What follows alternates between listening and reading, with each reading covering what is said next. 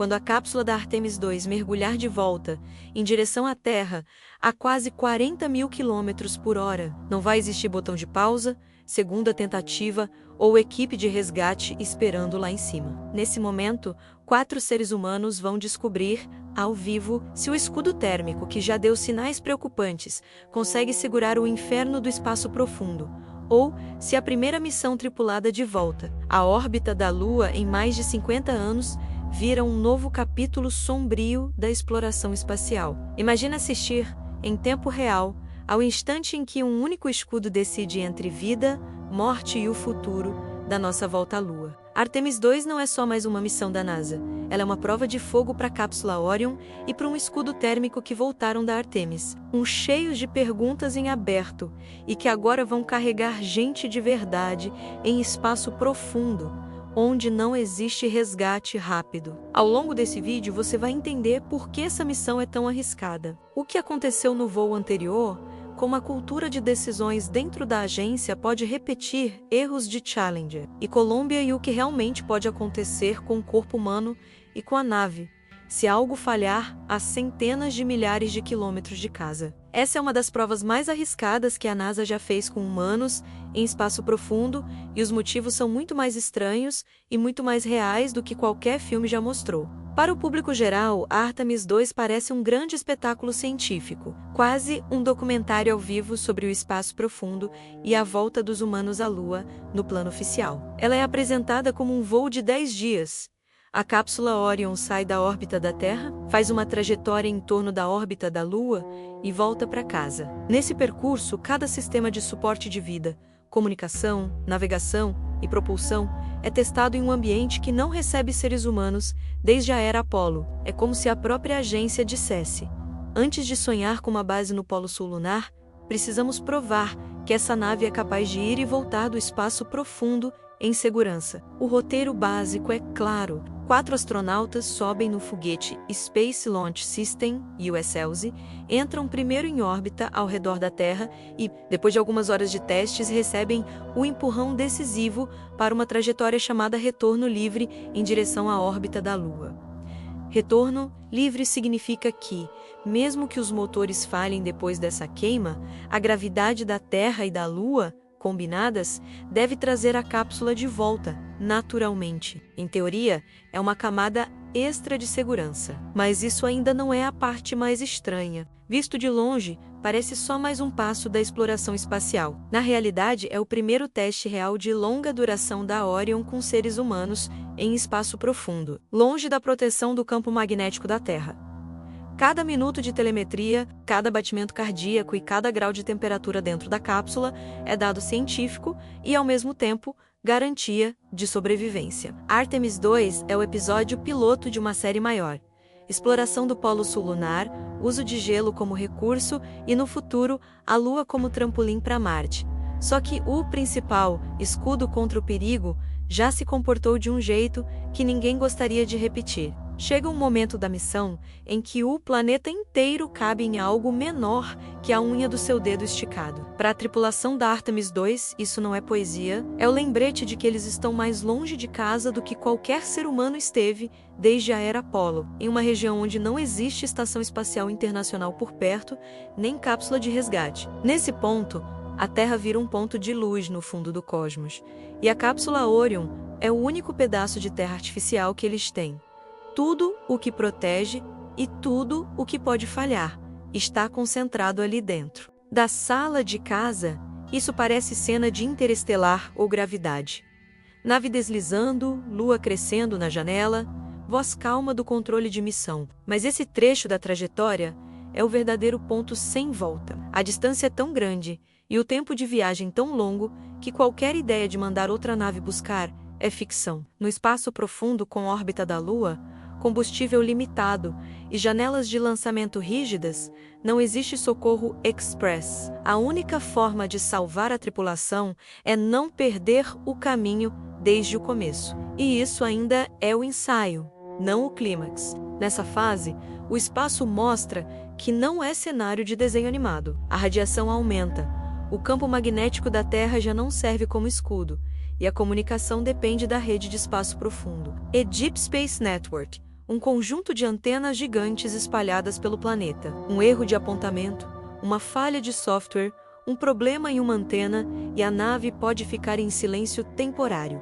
Para a equipe em terra, isso entra no log como perda de sinal. Para quem está lá dentro, é a sensação real de estar sozinho no universo, flutuando rumo à órbita da Lua e confiando que tudo volta ao normal. O mais incômodo é saber que qualquer problema sério ali, seja médico ou estrutural, não tem solução rápida. Se algo grave acontece, o único pronto-socorro possível é a própria tripulação, com treinamento, kit médico limitado e uma cápsula cercada de vácuo. Em termos práticos, é o ambiente mais hostil, onde o ser humano já decidiu entrar conscientemente. E tudo isso acontece antes da parte que realmente tira o sono dos engenheiros.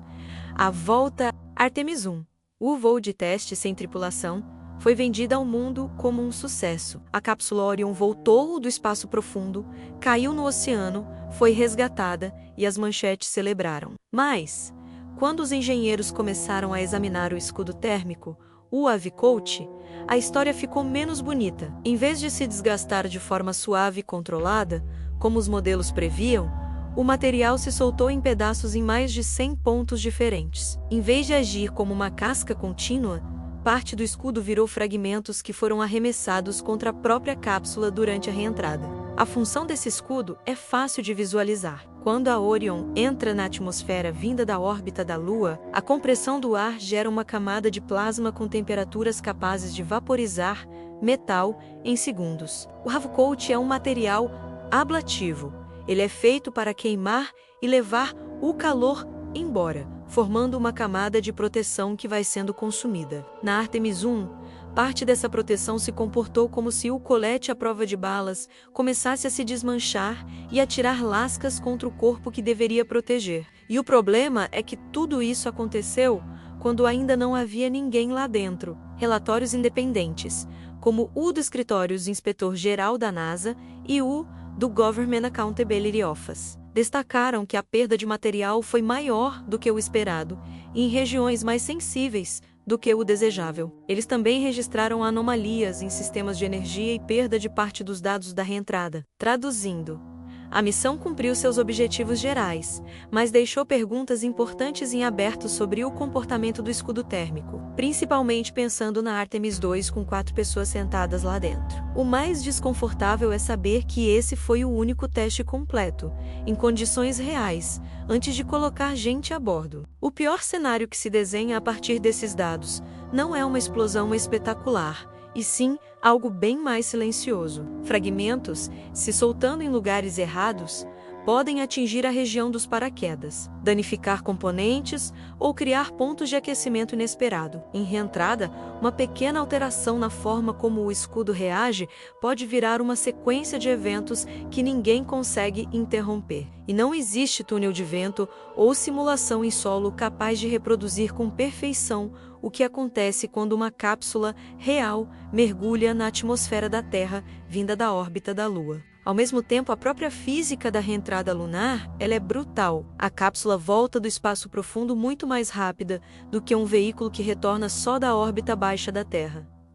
O aquecimento é intensíssimo, e o escudo precisa se sacrificar para manter o interior da Orion e a tripulação em condições seguras. Por fora, plasma e fogo. Por dentro, tudo precisa ficar dentro de faixas estreitas de temperatura, pressão e desaceleração. Nesses minutos, o escudo térmico é literalmente a única coisa entre o espaço e 4 vidas humanas. Mas isso ainda não é o único inimigo. Enquanto tudo isso acontece por fora, por dentro, o corpo humano está no limite. A desaceleração comprime os astronautas contra os assentos, exige esforço para respirar e faz o coração trabalhar mais. O ângulo de entrada na atmosfera, a estabilidade da cápsula e o momento exato em que os paraquedas abrem precisam estar dentro de margens muito estreitas. Um ângulo um pouco raso demais pode fazer a nave quicar na atmosfera. Um ângulo íngreme demais aumenta a carga em cima do escudo e da tripulação. É o tipo de situação em que pequenos erros crescem rápido demais. Se você já viu cenas de cápsulas em chamas em filmes de ficção, saiba que aquilo é uma versão simplificada do que vai acontecer de verdade com a Artemis. 2. A diferença é que aqui não existe roteirista para garantir final feliz. O roteiro é escrito por física, engenharia e decisões humanas. E é aí que entra um vilão silencioso, que não aparece em gráficos de temperatura ou velocidade, mas que foi protagonista em acidentes como Challenger e Columbia. O hábito de conviver com o erro. Os especialistas chamam isso de normalização do desvio. É quando uma falha que deveria acender alerta vermelho começa a ser tratada como aceitável, só porque da outra vez deu certo. Foi assim com os anéis de vedação da Challenger em noites frias. Foi assim com a espuma que batia na asa da Columbia. E é exatamente esse padrão que alguns veteranos dizem enxergar agora quando olham para os problemas do escudo da Orion na Artemis 1. A cápsula voltou. A missão foi comemorada. Ninguém morreu. O risco é começar a pensar, mesmo sem dizer. Se deu certo uma vez, deve dar de novo. Esse processo não acontece de uma vez. Não existe uma reunião com alguém dizendo, vamos ignorar o risco. O que existe é a soma de pequenas decisões. Um gestor que teme ser o responsável por atrasar a missão. Um engenheiro que confia muito nos modelos computacionais. Um gerente que sente pressão para mostrar que o programa Artemis está avançando. Aos poucos, a cultura começa a aceitar o que, anos antes, seria inaceitável. E o verdadeiro teste dessa cultura não é um relatório. É a hora em que a nave some atrás da Lua com 4 pessoas lá dentro. Porque existe um trecho da viagem da Artemis 2 em que a nave passa atrás da Lua e some do contato com a Terra.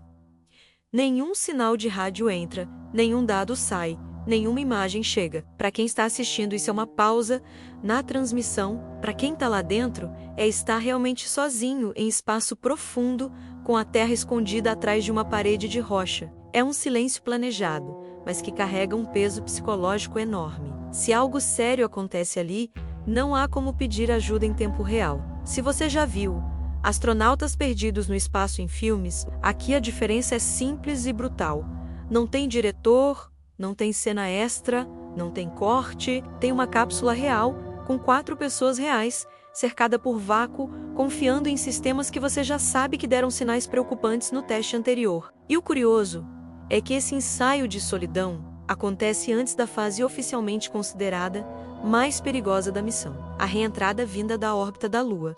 Tudo isso seria apenas preocupante. Se a parte mais crítica não viesse justamente depois, a essa altura, talvez a pergunta que fique martelando seja: por que alguém aceitaria entrar nessa nave sabendo de tudo isso? Para a maioria das pessoas seria um não automático. Para um astronauta, a resposta é mais complicada. Quem aceita essa missão conhece os relatórios, ouviu as discussões técnicas e sabe que, se algo grave falhar em espaço profundo, não existe resgate rápido. Mesmo assim, essas pessoas assinam o termo de responsabilidade, abraçam a família e sobem a escada que leva à escotilha da Orion.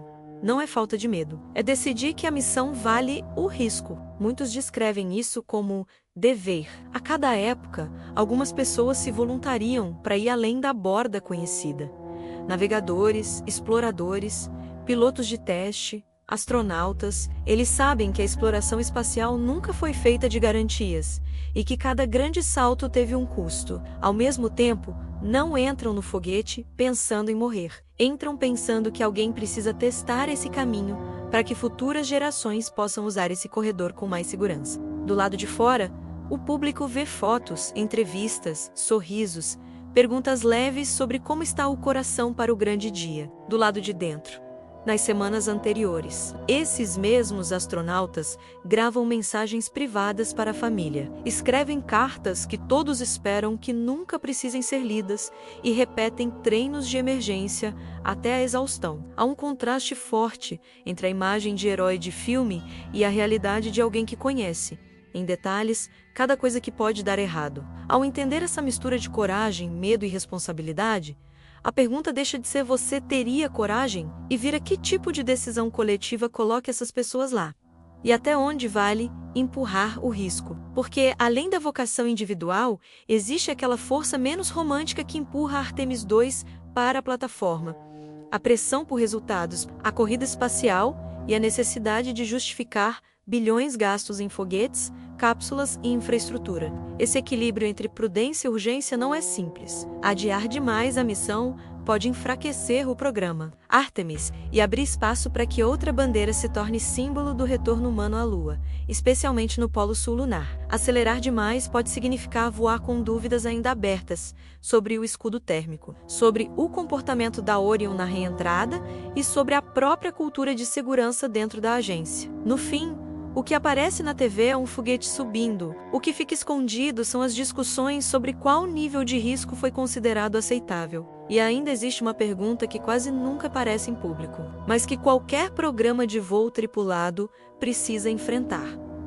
O que acontece se a Artemis 2 não tiver como voltar? Não estamos falando de cenas exageradas de cinema. Estamos falando de cenários em que uma falha grave impede a manobra correta, danifica a nave ou torna a reentrada insegura. Agências sérias não improvisam isso na hora. Existem protocolos, planos de contingência e decisões difíceis, previamente combinadas para situações extremas. Alguns desses planos são simples de entender, como abortar a missão em fases iniciais do lançamento. Outros são mais sombrios e desconfortáveis, envolvendo situações em que não há combustível suficiente, nem janela de resgate possível para trazer a tripulação de volta em segurança. Esses detalhes raramente viram manchete, não por esconderem conspirações, mas porque tratam de momentos em que não existem soluções boas, só opções menos piores. Nessas conversas estão presentes engenheiros, médicos, psicólogos e especialistas em ética. A ideia mais perturbadora é saber que, mesmo com toda a tecnologia, existem pontos da missão em que a margem de manobra é pequena. Se um problema grave surge longe demais da Terra, a equação pode deixar de ser como trazemos todos de volta e se tornar o que ainda é possível fazer com o que temos agora. Em alguns cenários, as opções podem se resumir a manter a nave estável o máximo de tempo, tentar uma trajetória que minimize danos ou simplesmente prolongar a vida e a comunicação quanto for possível. Não é um quadro bonito, mas faz parte da realidade de quem projeta voos tripulados em espaço profundo. É justamente por saber que esses cenários extremos existem que cada linha de código, cada parafuso, cada teste de escudo térmico e cada sessão de treinamento ganha tanto peso. Nada disso é burocracia. É a tentativa concreta de empurrar a missão o mais longe possível da zona em que esses protocolos sombrios seriam necessários, e é esse pano de fundo que torna o momento final ainda mais intenso. O dia em que o mundo inteiro vai segurar a respiração para ver se tudo isso foi suficiente. Quando a contagem regressiva chegar a zero, não será apenas mais um foguete riscando o céu da Flórida. Será o início de um experimento global em tempo real, em que bilhões de pessoas podem acompanhar, segundo a segundo, se o escudo térmico, a cápsula Orion, o programa Artemis e a cultura de segurança da NASA merecem a confiança que recebem. Cada etapa, do lançamento à queima, que coloca a nave em retorno livre rumo à órbita da Lua, será mostrada. Mas no fundo, todo mundo estará esperando a mesma coisa: o momento em que a nave volta para casa. Quando chegar a hora da reentrada, tudo o que foi discutido em salas fechadas vai se concentrar em poucos minutos. Telas pelo mundo vão mostrar a velocidade caindo, a temperatura sendo monitorada, a cápsula mergulhada em plasma, o instante em que os paraquedas se abrem. Se tudo correr como previsto, a cápsula emerge, desacelera, pousa no oceano e 4 pessoas são resgatadas com vida. Artemis 2 se torna então prova de que a engenharia aprendeu com as falhas, corrigiu o que precisava ser corrigido e conseguiu domar, mais uma vez, o perigo da reentrada vinda da órbita da Lua. Se algo sair significativamente fora do esperado, mesmo sem tragédia, cada segundo vira estudo de caso. Cada detalhe se transforma em peça de um quebra-cabeça que pode atrasar toda a volta à Lua por muitos anos. É por isso que essa missão parece tanto um filme. Não por ter roteiro de fantasia, mas porque concentra em um único voo, risco real, decisões humanas e o futuro de um programa inteiro. Quando você olha para tudo isso, fica claro que a Artemis 2 não é só uma missão bonita para foto de papel de parede. É o momento em que escudo térmico, eletrônica, cultura de decisões e coragem humana são colocados no mesmo corredor estreito, sob o mesmo fogo. A pergunta que fica é: Sabendo de tudo isso, você continua vendo lançamentos como um show distante ou passa a enxergar os relatórios, os alertas e as escolhas por trás de cada contagem regressiva. Então eu quero te provocar. Se te chamassem hoje para sentar em um dos 4 assentos da Artemis II, com todas essas informações na mesa, você aceitaria ou diria não? Deixa a sua resposta nos comentários. Conta qual parte desse vídeo mais mexeu com você e que tipo de missão você teria coragem de encarar no espaço. Isso ajuda a entender que tipo de universo você quer explorar aqui no canal. Se esse vídeo te fez enxergar a exploração espacial de um jeito diferente, curte, se inscreve e ativa as notificações. Assim, você não perde os próximos episódios dessa série sobre o lado mais sombrio e real da corrida espacial. E, se você quer continuar nessa linha de riscos e disputas silenciosas, o próximo passo é obrigatório. Clica agora no documentário sobre o plano da China para dominar o Polo Sul da Lua. Lá você vai ver como, enquanto a Artemis II luta para provar que consegue voltar viva, outra potência está montando passo a passo uma estratégia que pode mudar o futuro de toda a exploração lunar.